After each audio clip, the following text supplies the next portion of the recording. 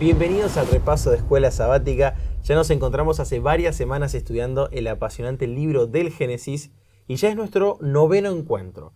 Y hoy vamos a repasar una lección que tiene el título Jacob el suplantador. Y como siempre, tengo el gusto de poder presentar la mesa, los dos invitados que nos van a acompañar para poder aportar desde su visión, desde su conocimiento y desde su experiencia conceptos que nos ayuden a entender la lección de esta semana.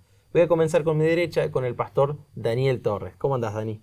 Bien, Leo, un gusto en volver a estar acá y un gusto en ser parte de este espacio tan lindo y bueno, un saludo a la audiencia. Muchas gracias por acompañarnos. Y a la izquierda tengo al pastor Roberto Pereira. ¿Cómo anda, pastor? Muy bien, es un placer volver a esta mesa. Muy bien, la verdad que para mí también es un placer que puedan estar conmigo. Y sí tenemos el desafío de dejar conceptos prácticos que a todos los que nos siguen por las redes sociales y el sábado también nos acompañan viendo el repaso, puedan comprender cosas que quizás no son tan fáciles de comprender.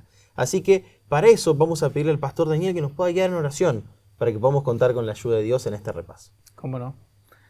Padre nuestro que estás en el cielo, muchas gracias por esta oportunidad de abrir la Biblia y de buscar en ella un mensaje para nosotros, en este caso a través de una de las conocidas historias de tu santa palabra, como es la vida de Jacob. Quédate con nosotros, bendice a Leo en la coordinación y a nuestra audiencia a la hora de participar de este momento de repaso de la lección. Lo pedimos en el nombre de Jesucristo. Amén. Amén. Amén. Acompáñenme, si les parece, a Génesis 27:36, lo que en la lección solemos conocer como versículo de memoria o versículo central, porque ahí dice lo siguiente: Y Esaú respondió: Bien llamaron su nombre Jacob, pues ya me ha suplantado 2 veces. Se apoderó de mi primogenitura, y aquí ahora ha tomado mi bendición. Y dijo: ¿No has guardado bendición para mí? Acá estamos haciendo un pequeño saltito histórico, porque ya pasó una generación más de lo que venimos estudiando. Veníamos estudiando Isaac, ¿no es cierto?, su historia, y ahí nos encontramos con Jacob y ahora con Esaú, que se está quejando. ¿Quiénes son estos dos personajes, Daniel?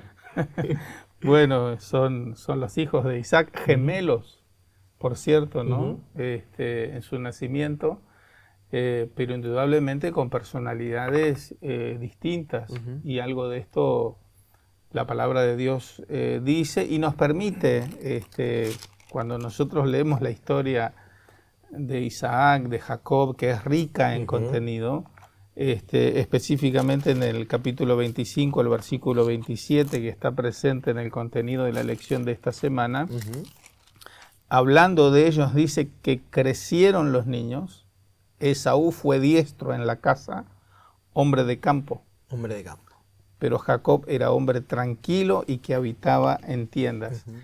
Es una semblanza de estos personajes, ¿no? Y por las decisiones o por la manera como se fueron manejando posteriormente, uno puede entender un poco la personalidad de cada uno. Esaú era un hombre práctico, Claro. de acción, del aquí y del ahora, ¿no? Es como que Esaú estaba más propenso, más inclinado a interesarse por el presente. En cambio Jacob, que era más tranquilo, más reflexivo, probablemente no solo medía el aquí y el ahora, sino que estaba predispuesto a considerar el futuro, ¿no?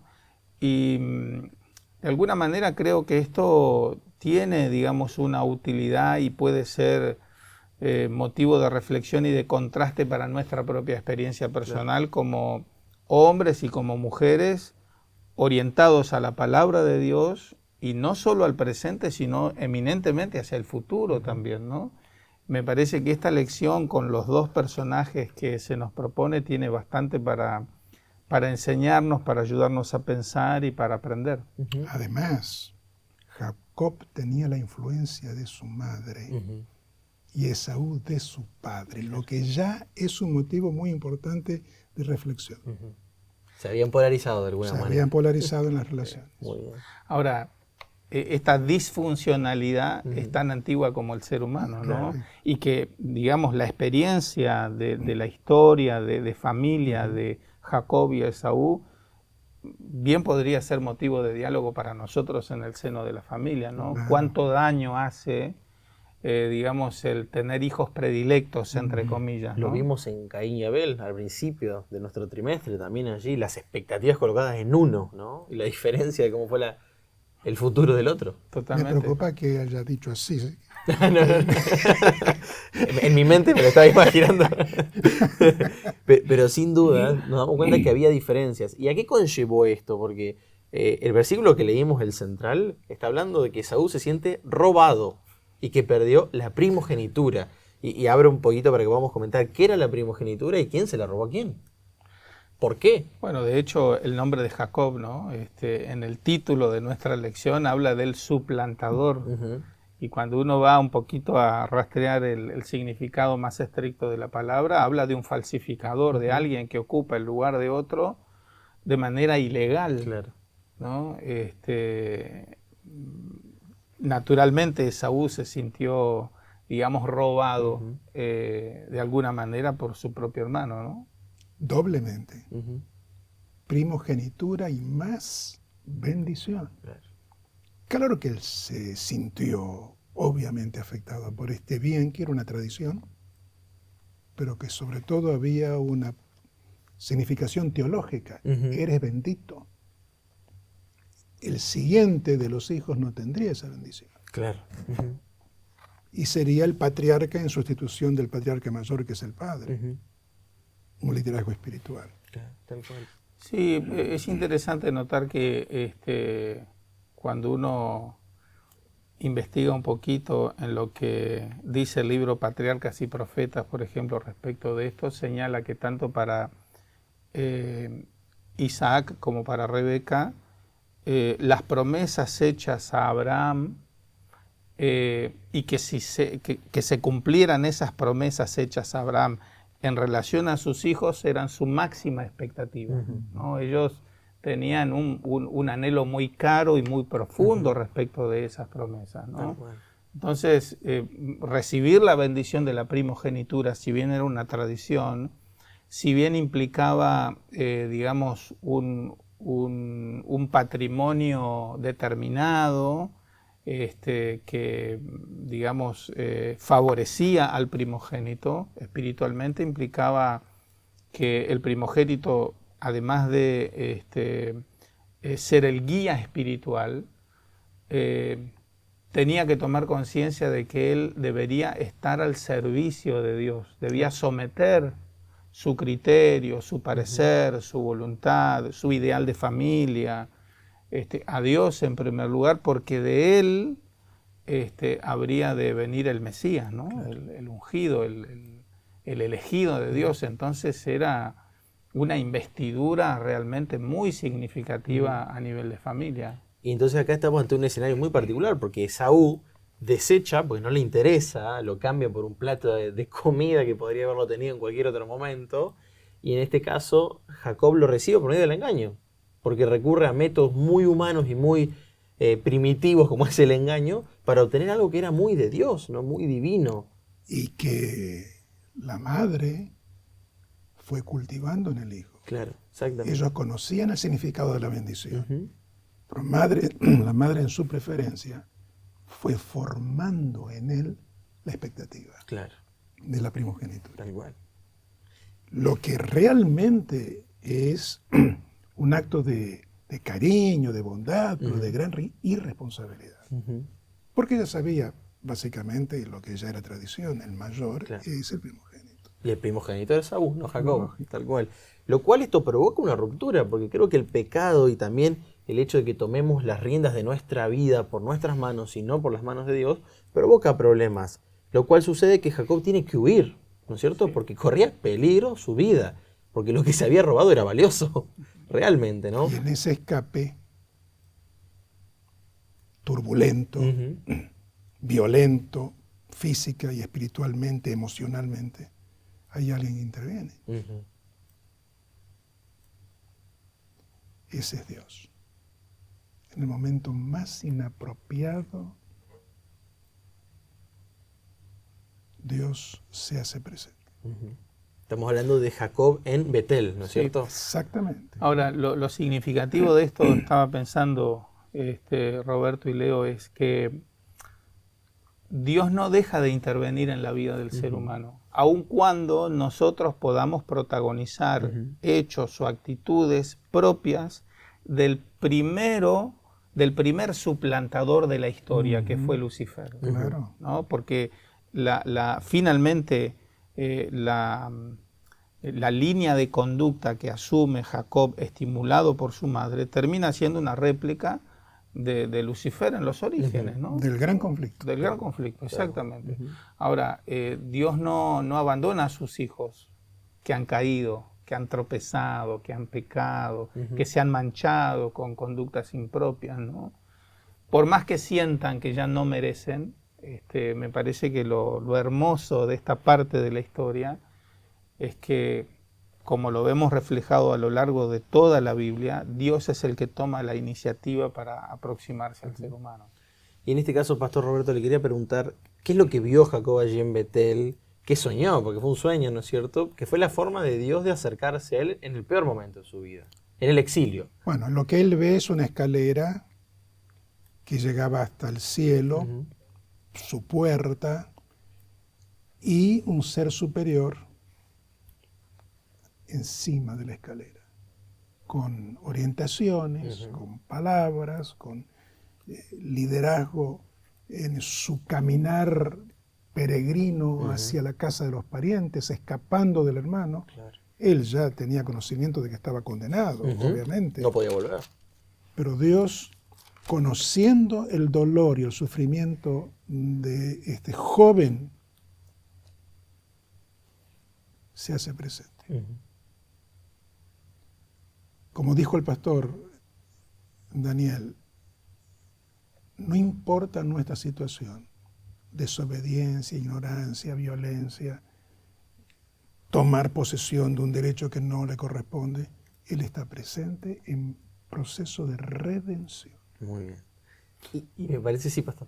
Quería agregar a esto, Pastor, que este proceso de redención implica que el ser humano tiene la posibilidad de, digamos, pasar desde una condición de ser humano caído hasta el cielo más alto, de acuerdo a la voluntad de Dios, ¿no? Y que este proceso de redención cobra sentido o tiene significado únicamente gracias a Cristo, ¿no? Que es el que aparece en la cima de esa escalera, ¿no? Porque está identificado como Dios en persona, el ser que está en la cima de la escalera, ¿no?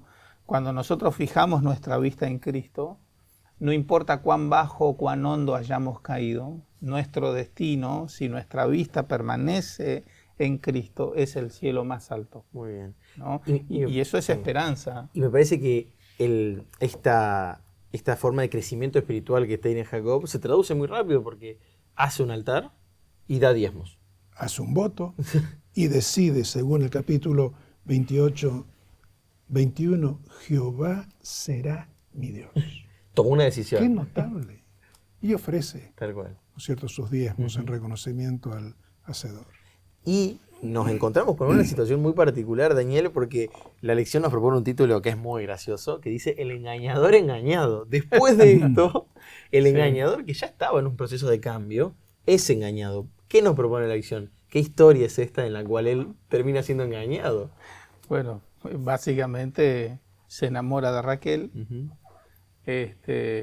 está dispuesto a pagar la dote con 7 años de trabajo a Labán, su suegro, pero como leímos y conocemos quienes hemos leído la palabra de Dios, que en la noche de bodas, en vez de recibir a Raquel, Labán Te sorprende. lo sorprende.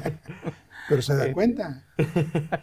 Sin duda la lección nos propone que él estaba en una situación de vulnerabilidad, de éxtasis, podríamos decir, de alegría. Y Labán sabía esto. Claro, se aprovechó. Así como él se aprovechó de Esaú.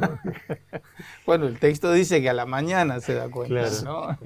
No en el momento de recibir a su prometida, que suponía él que iba a ser rey. Después de 7 años. Venían cubiertas. Claro, con un velo. Claro. Tal cual. Está bien. Y entonces recibe a la hermana mayor. Recibe a la hermana mayor. Y me gusta que la lección propone algo, nos cuenta tradiciones, el autor sabe mucho de este tema y nos habla que claramente casi que es lo obvio, porque la ley del talión dice ojo Sí, por ojo, lógico. diente por Diente diente. por diente. Vos engañaste, tenés que ser engañado. ¿Y cuál fue la reacción de Jacob ante esta situación? ¿Qué hizo posterior al engaño?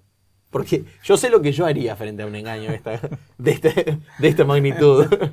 Probablemente no me quedaría en el lugar. No, bueno, pero evidentemente él amaba tanto a Raquel que estuvo dispuesto a doblar su voto, ¿no? a renegociar la dote para poder finalmente tenerla como su esposa, ¿no? Pero indudablemente todo esto está, el plan de Labán, cómo finalmente termina constituyendo esta familia que termina siendo también disfuncional, ¿no? No estaba dentro de los planes de Dios que esto fuera así. Por algo, con tanta certeza, muchas veces leemos que Dios escribe derechos sobre renglones torcidos, ¿no?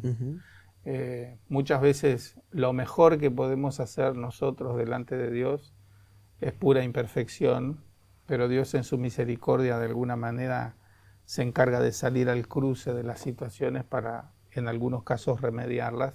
Claro. Pero lo que hace Jacob, bueno, es redoblar su apuesta para poder quedarse con Raquel. Pero yo creo que esta fue una lección en carne propia, ¿no? Claro. Yo creo que él pudo entender cómo se sintieron otros cuando probablemente, como el caso de su hermano, fue él el que protagonizó un engaño similar o parecido, ¿no? Roberto, quería preguntarte en torno a esto porque, a ver, después de engañar, de haber sido engañado, Dios le estaba enseñando muchas cosas a Jacob a través de su experiencia, ¿no? ¿Qué le quiere enseñar o qué lecciones nosotros podemos también aprender acerca de los nacimientos de los hijos de Jacob? Porque, a ver, ahora son dos hermanas que comparten un esposo y hay hijos de por medio. Es una situación delicada. Y mira, yo te voy a comentar algo que no ignora Jacob. Su abuela Sara era estéril, su madre era estéril y Raquel era estéril. ¿Cómo llegaron a concebir? Por obra de Dios. Por obra de Dios. Por el cumplimiento de las promesas. Lógico. Y hago un paréntesis. En Éxodo, cuando Dios se presenta a Moisés, dice, yo soy el Dios. ¿De quién? De Abraham, De Isaac y Jacob. Está en el control de la historia. Claro. Ahora, ¿qué significa esto? Por supuesto, noten ustedes, el capítulo 30 nos habla de 4 mujeres. La mujer central aquí, en base a los sentimientos y el querer, es una. ¿Quién? Raquel, pero se suma Lea, se suma también las siervas.